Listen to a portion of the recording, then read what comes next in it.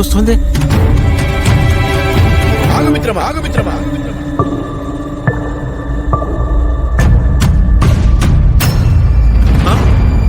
నన్ను చూసి కాదు రైతు సోదరా, నీ అజాగ్రత్తను చూసి భయపడు. నువ్విలా ఈ విద్యుత్ ఉపకరణాలను నేరుగా తాగడం వల్ల ఏమవుతుందో తెలుసా? ఏమవుతుంది?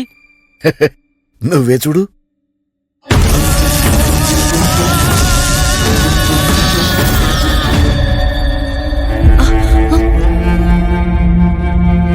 విద్యుత్ ఉపకరణాలను నేరుగా తాకడం వల్ల ఇంత ప్రమాదమా? చాలా ప్రమాదకరం. విద్యుత్ సమస్య చిన్నదైనా పెద్దదైనా అది సంబంధిత విద్యుత్ శాఖ వారి ఆధ్వర్యంలో మరమ్మతులు చేయించుకోవాలి. అంతేకాదు, షాక్ కి గురైన వ్యక్తిని నేరుగా తాకకూడదు.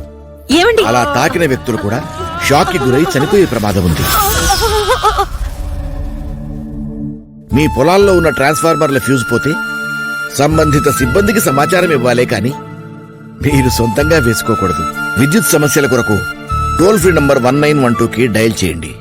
ఓ రైతు సోదరా, పంటకి నీళ్లు ఒక్కరోజు ఆలస్యమైనా నష్టం లేదు, కానీ నీకేమైనా అయితే నీ కుటుంబానికి జరిగే నష్టానికి బాధ్యులెవరు? ఒక్కసారి ఆలోచించు. Download ShareChat.